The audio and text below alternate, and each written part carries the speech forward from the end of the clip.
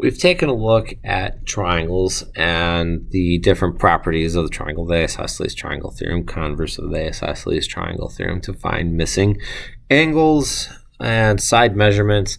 We've also taken a look at classifying triangles based on sides and angles as well, and some constructions when it comes to angle bisectors and segment bisectors, as well as perpendicular bisectors.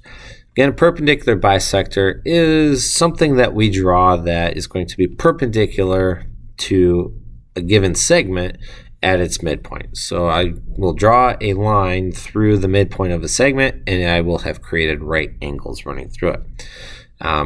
Again, the point is perpendicular if it is equidistant from the endpoints of the line segment. So here what we have is what it looks like on the right hand side when we construct the perpendicular bisector of a segment. So here they had segment AB, and they drew a circle around point A, they drew a circle around point B, they found the 2 points where the two circles crossed, and they drew a line straight through it. So that's what we're going to do here. We're going to create a segment bisector for this particular segment here.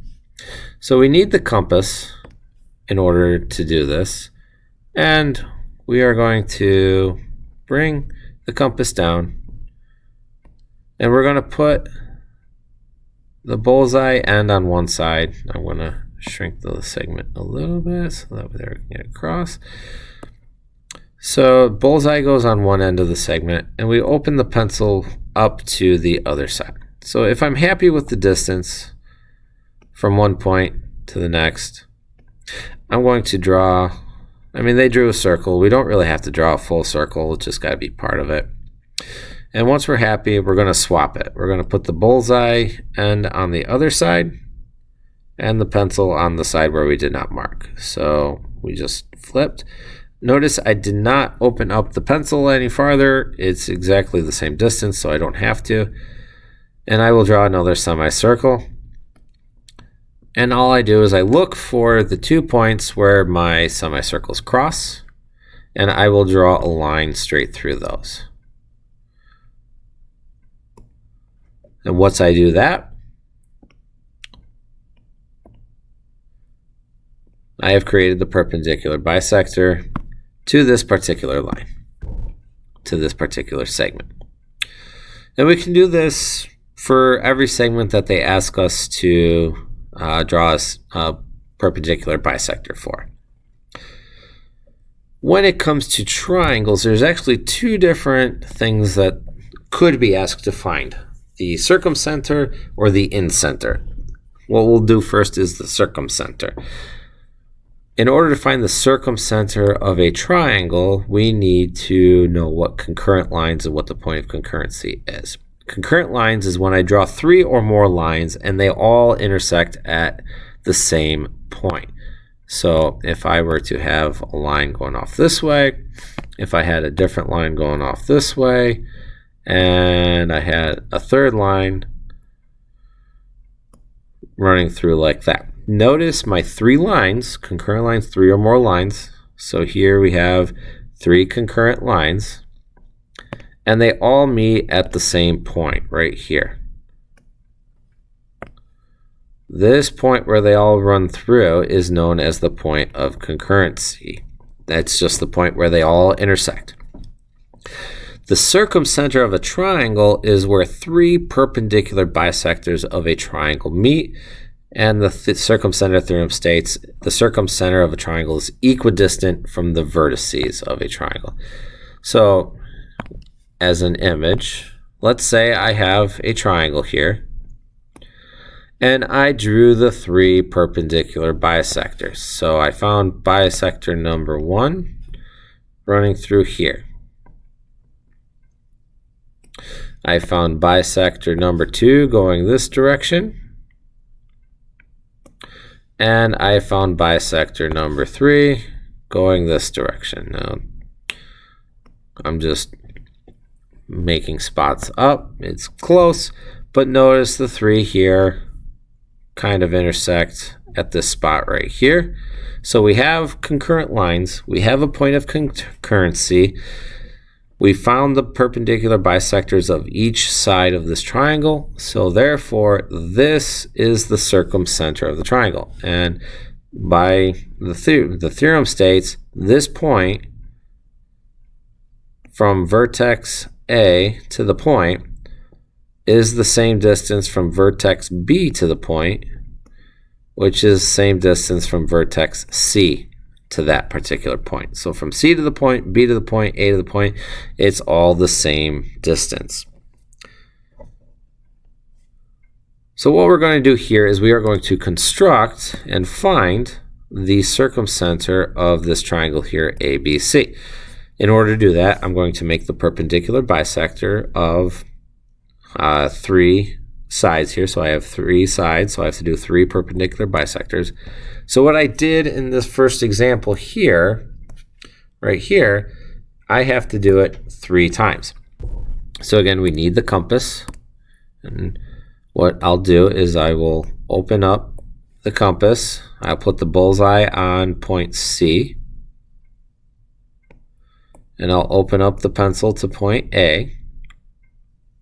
Hopefully it fits.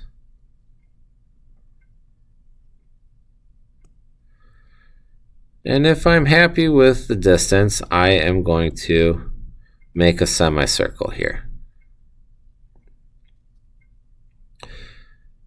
And again, in order to do the perpendicular bisector, I have to make that semicircle around both points. So I made the semicircle around point C. Now I'm going to put the bullseye end on point A so I can draw the semicircle around point C.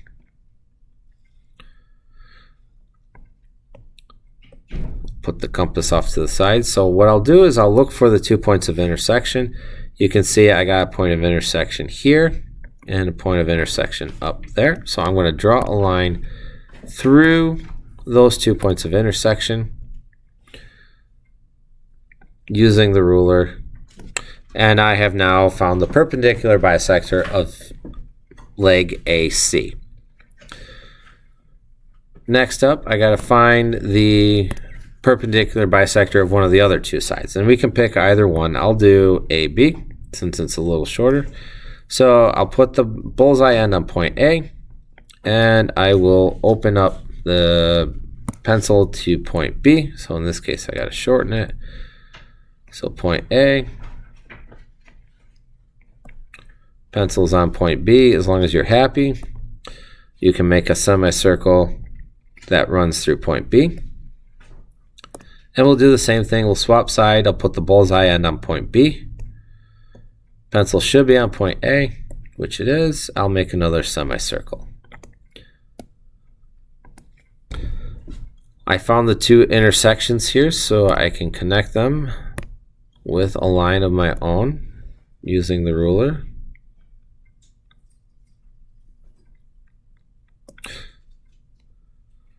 Now we see that the blue line and the green line intersect here, so odds are very good that this point right here is going to be the circumcenter, but technically we're supposed to have all 3. So what I'll do is I'll find the 3rd side. I'll put the bullseye on point C, and I'll open the pencil up so it's on point B.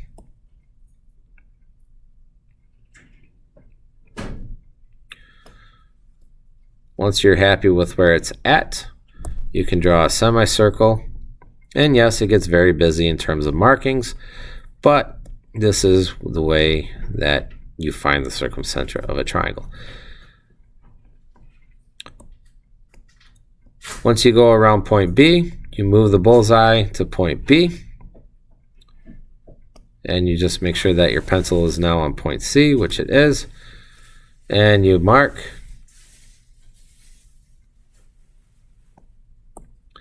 And then you find the 2 points where the red circles, in our case, intersect, and we draw a segment through it. And lo and behold, the red, the green, and the blue all intersect at this particular point right here. that I'm marking in purple. I'll mark in black.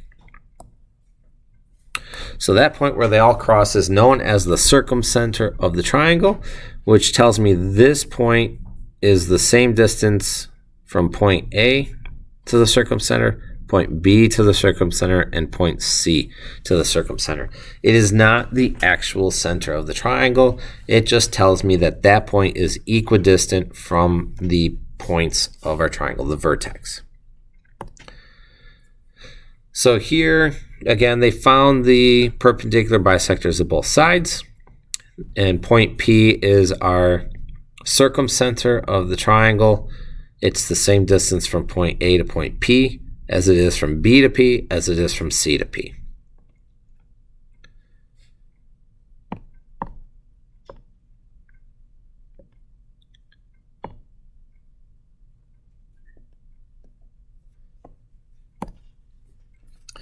So that is finding the circumcenter using the side lengths. Again, triangles are made up of side lengths as well as angle measurements. So we found the circumcenter, which is based on sides. The incenter is based on the angles. So the angle, in order to figure out the incenter, we have to create angle bisectors. So the angle bisector theorem states if a point is on an angle bisector, then it is equidistant from the sides of the angle itself. And the incenter is the point of concurrency of the angle bisectors of a triangle. The incenter theorem states the incenter of a triangle is equidistant from all sides of a triangle. So the incenter is the actual true center of a triangle. So again, if we have a triangle here, if I were to make a triangle and I were to bisect all the angles, so I bisect this angle, I bisect this corner angle, and I bisect this third angle. Again, point of concurrency is where they all cross, which is right there. This is the incenter, where the three angle bisectors cross, where they meet.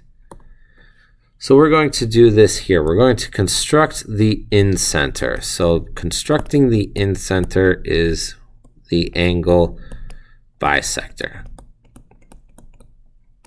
We've covered this before where we've done one angle, but this time we're going to be doing it to three angles. We're going to be doing it here at point A, at point B, and at point C.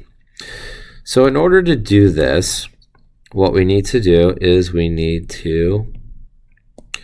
we'll start with A.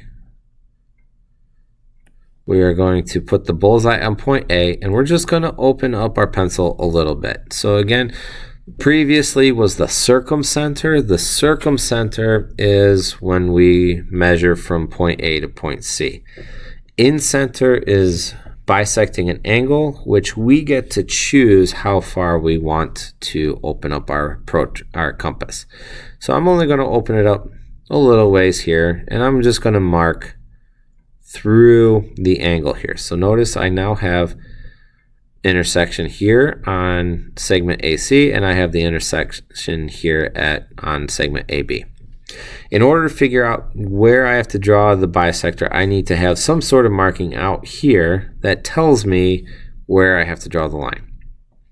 So I have to measure the distance across the angle here. So I'll put the bullseye end on one side here. So I'll put it at the intersecting point on AC. And I'm going to open the pencil up so that way there it's on the intersecting point of segment AB. And I'm just going to draw out. And then I'll switch